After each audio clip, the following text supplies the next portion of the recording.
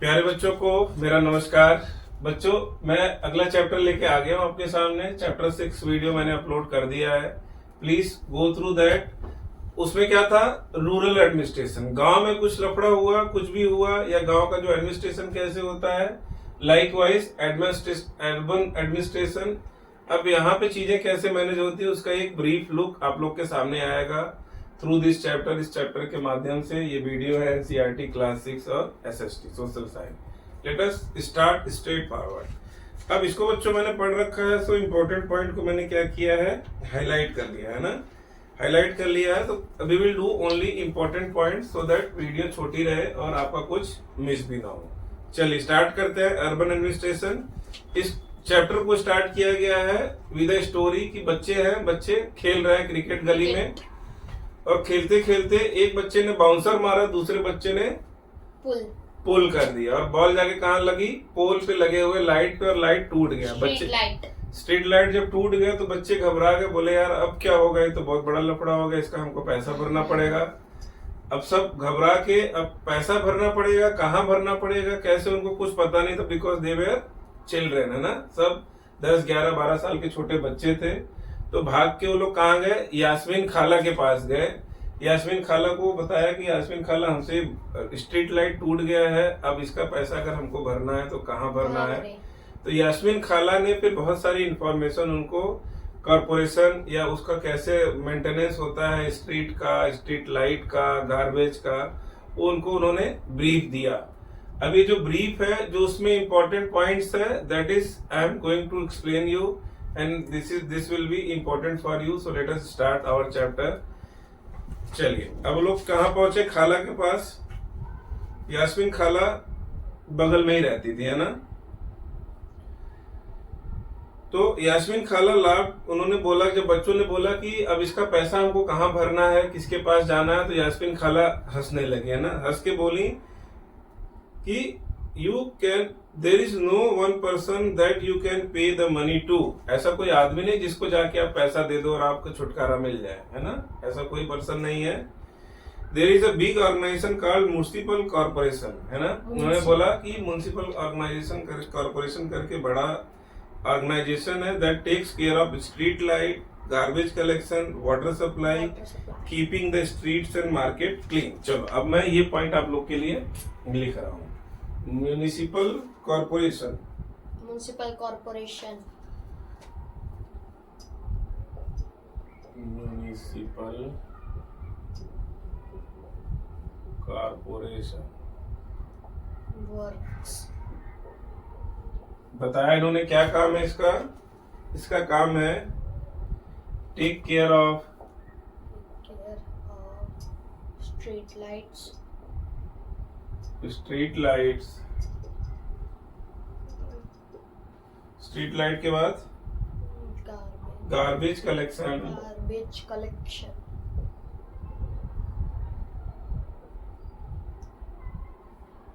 And take care of water supply, water supply,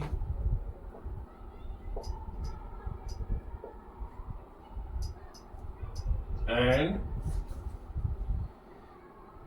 keeping the streets and market clean. Keeping the streets and market clean. ये इनका काम होता है। Main काम जो होता है कि वो अर्बन एरिया को अच्छे से मैनेज करके रखे, एक साफ सुथरा और स्वच्छ शहर। बड़े शहरों में म्युनिसिपल कॉर्पोरेशन होता है ना। आगे बढ़ते हैं। Municipal corporation is also responsible for ensuring that disease do not break out in the city. Next point, also ensure that disease do not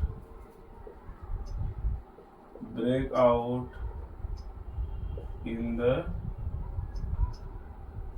city। City के अंदर कोई बीमारी ना फैल जाए, महामारी, हैजा, डायरिया, मतलब गंदे पानी से होने वाले रोग या फिर गंदगी से होने वाले रोग, ये सब फैल ना जाए, ये भी इनका रिस्पॉन्सिबिलिटी है। और they also run school, hospital and dispensaries, है ना, जो सरकारी स्कूल सिटी के अंदर होते हैं उसको भी इनको मैनेज करना पड़ता है। They also run schools, hospitals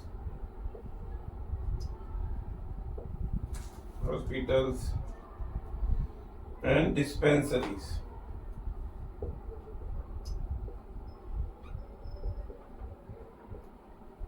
ये सब भी इनको रन करना पड़ता है ना, for the betterment of city. और सारे लोग उसमें रह सके, इनका जो काम होगा ये ऑलमोस्ट फ्री में ही होता है, क्योंकि they run on the tax collected by the government from the city people only, है ना। आगे बढ़े।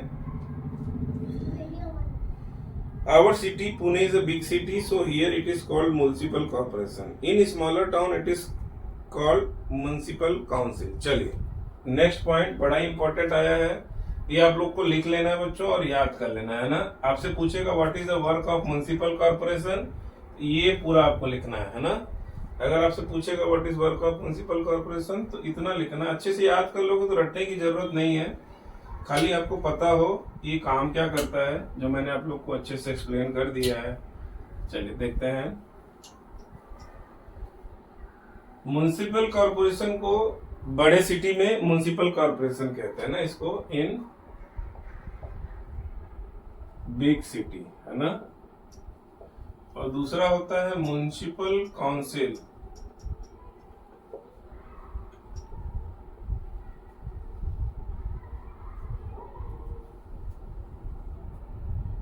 In small city. क्लियर है बच्चों। म्युनिसिपल कॉर्पोरेशन बड़े शहरों में होता है और छोटे शहरों में क्या होता है, म्युनिसिपल काउंसिल। ये मतलब ज्यादा बड़ा structure in compare to municipal council. So अगर हमसे पूछेगा म्युनिसिपल कॉर्पोरेशन को छोटे शहरों में क्या बोलते हैं, तो म्युनिसिपल काउंसिल। वर्क दोनों का ऑलमोस्ट सेम होगा, है ना, दोनों का वर्क क्या होगा, ऑलमोस्ट सेम होगा, लेकिन ये बड़े शहर में मैनेज करेगा, छोटे शहर को मैनेज करेगा। चलिए आगे बढ़ते हैं। The ward councillor and administrative staff, तो नेक्स्ट हेडिंग है the ward councillor and administrative staff.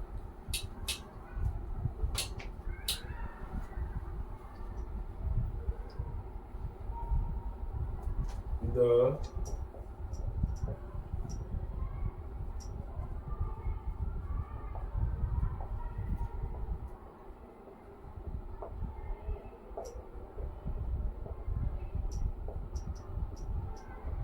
Administrative staff. चलिए देखते हैं क्या है, कौन कौन इसको मैनेज करता है। तो रेहाना मैडम थी, वो कहाँ काम करती थी, she was working in the accounts office of the corporation. Rehana खाला, क्या नाम था इनका, यास्मीन खाला, सॉरी यास्मीन खाला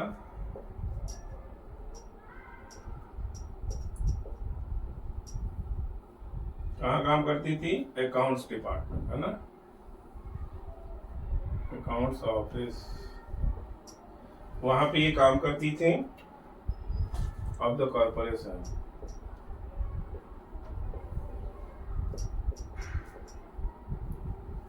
यास्मीन खाला accounts office of the corporation में काम करती थी। Cities are usually quite large, so municipal corporation has to make lot of decision as well as a lot of work to keep the city clean. बहुत सारा काम होता है इनके पास। The decision like where a park or a new hospital should go are usually made by ward councillor. Ward councillor क्या होते हैं, जो सिटी होता है बच्चों, उसको क्या करते हैं लोग, बहुत सारे वार्ड में डिवाइड कर देते हैं ना। सिटी को बहुत सारे वार्ड नंबर 1, वार्ड नंबर 2, 3, 4, आप लोगों ने भी देखा होगा अपनी सिटी में रह रहे हैं, तो कौन से वार्ड में, वार्ड नंबर 11, तो वार्ड नंबर 11 का एक वार्ड काउंसलर होगा जो इलेक्ट होगा, है ना, जिसका हम लोग क्या करेंगे, इलेक्शन करेंगे। इलेक्ट होके वो आएगा और उसका काम क्या होगा, डिसीजन लेना कि भाई कहाँ पे पार्क बनेगा, कहाँ पे हॉस्पिटल बनेगा, कैसे गार्डन कहाँ बनेगा, वो सब का पूरा डिसीजन लेना काम किसका होता है, वार्ड काउंसिल का। चलो मैं लिखता हूं, the decision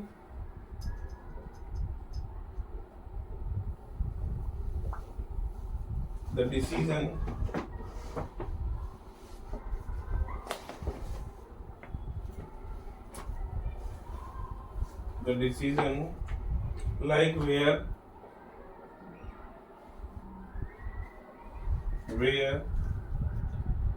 a park or new hospital should go,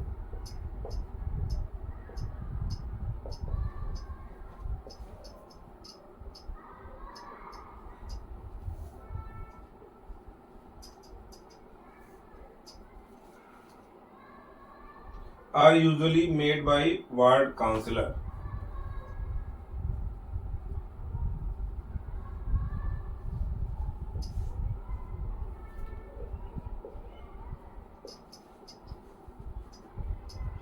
ward councillor के द्वारा ये डिसीजन लिया जा सकता है ना, डबल है बच्चों। ये की पर्सन है म्युनिसिपल कॉर्पोरेशन में, क्यों? क्योंकि मैंने बताया सिटी को छोटे छोटे वार्ड में बांट देते हैं और हर वार्ड में इलेक्शन करा के वार्ड काउंसलर का इलेक्शन करते हैं ना। So the ward councillors are elected member, है ना। Ward councillors are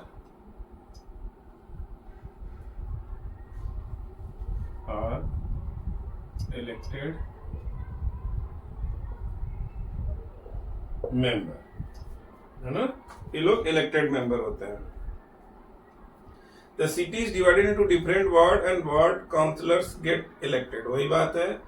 The complicated decisions that affect the entire city are taken by group of councillor, और complicated decision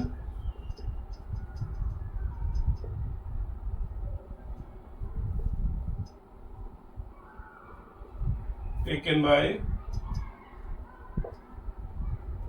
group of councillors।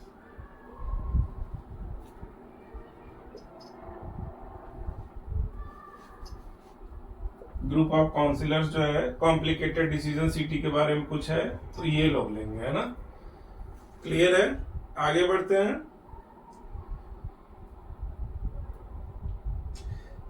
Second paragraph है, when the problem are within a ward then people who live in the ward can contact their councillor. अगर कोई problem है जो आपके ward में है तो हमको किससे मिलना है?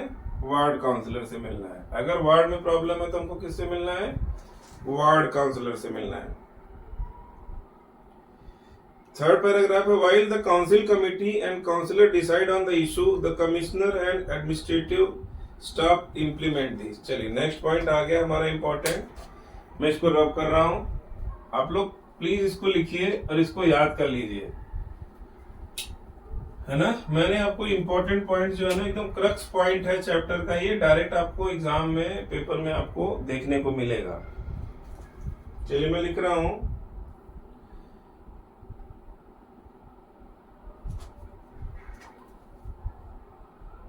the municipal commissioner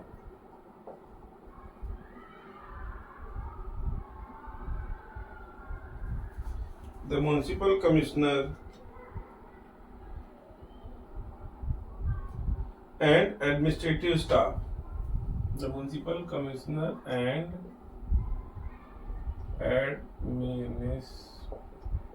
administrative staff implement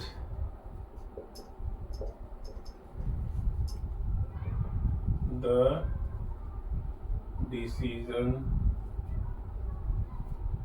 made by councillors। बच्चों जो डिसीजन कहाँ क्या बनेगा, कहाँ रोड बनेगा, कहाँ स्कूल बनेगा, कहाँ पार्क बनेगा, कहाँ हॉस्पिटल बनेगा, कौन करता है? या तो काउंसलर करेगा या तो ग्रुप ऑफ काउंसलर करेगा, है ना। पर बाद में एक बार डिसीजन हो गया तो उसका इम्प्लीमेंटेशन कौन करेगा? ये करेगा municipal commissioner and administrative staff, है ना। इनका रोल क्या है? जो डिसीजन लिया गया है, जैसे ही हमारे पार्लियामेंट में एग्जीक्यूटिव्स होते हैं जो लेजिस्लेचर का रूल बनाने, लॉ बनाने के बाद उसको इम्प्लीमेंट करता है, ऐसे ही म्युनिसिपल कमिश्नर और कौन होता है? Administrative staff. उनका क्या रोल होता है? जो भी डिसीजन हुआ है उसको इम्प्लीमेंट कराने का, है ना। चलिए आगे बढ़ते हैं।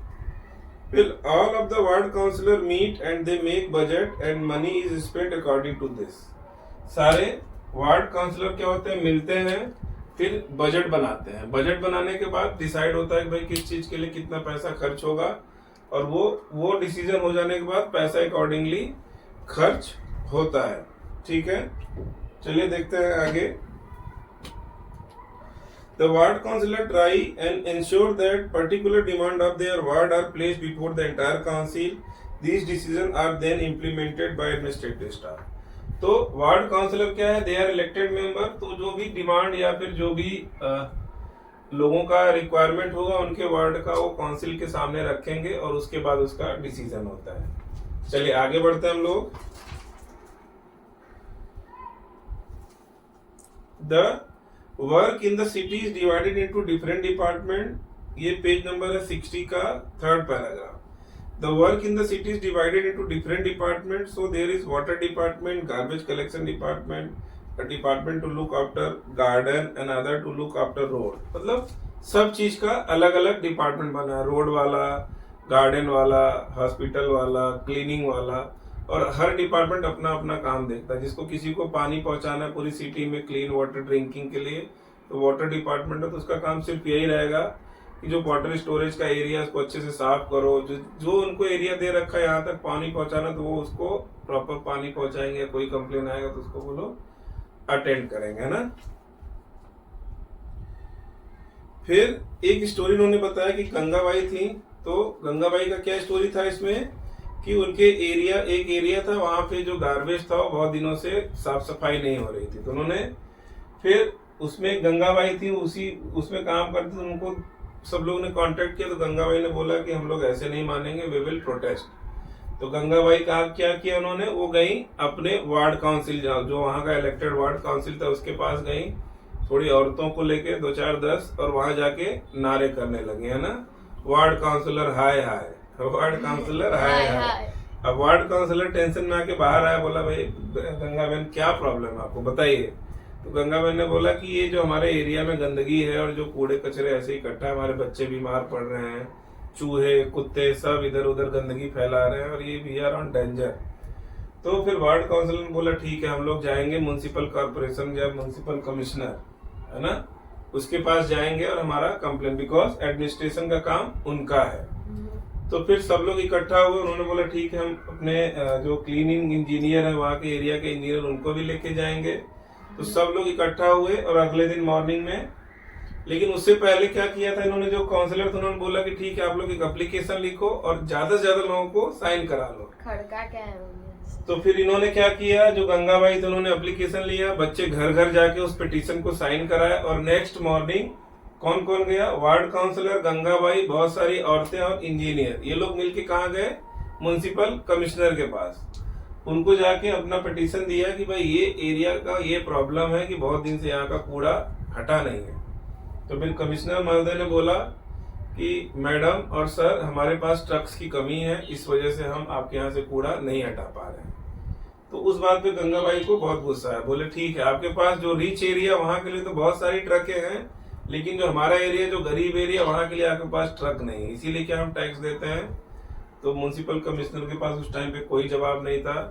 फिर गंगाबाई ने क्या किया, उनको धमकी दिया कि ठीक है हम 2 दिन बाद आएंगे, अगर 2 दिन में नहीं हटा तो हम बहुत ज्यादा औरतों के साथ आएंगे और आपके सामने बड़े लेवल पर धरना प्रदर्शन करेंगे, है ना। फिर इसके बाद क्या हुआ कि फिर सिचुएशन सुधर गया। 2-3 दिन बाद फिर से थोड़ा डिस्कशन हुआ, लेकिन वो एरिया जो है फिर वो साफ सुथरा हो गया। फिर लोग एक्टिव हो गए because of their active participation, है ना। अपने हक की लड़ाई लड़के उन्होंने एरिया को साफ सुथरा करा दिया। सो ये भी एक स्टोरी था जो मैंने आप लोग को बता दिया, जो बुक में आपके दिया हुआ है, गंगाबाई का स्टोरी। इसलिए गंगाबाई जो है वो बहुत ही फेमस थी, है ना। So this is all about this chapter, urban administration कैसे उसमें प्रॉपर तरीके से मैनेज होता है इतना बड़ा एरिया, है ना। So this is all about this urban chapter. I am going to close this chapter. बच्चों जितना मैंने कराया खाली उतना अच्छे से कर लीजिए, take my word, no question will be outside from your video. So my best wishes are there with you. Keep learning, study hard and play outside. This is my motto. Now I will speak this to you people कि खेलो कूदो तो mobile पे नहीं, वो कहाँ खेलना है हमको, घर के बाहर फिजिकल एक्टिविटी के साथ खेलना, ताकि हमारा शारीरिक और मानसिक विकास हो सके। Thank you so much. जय Shri Krishna. Like and share and subscribe.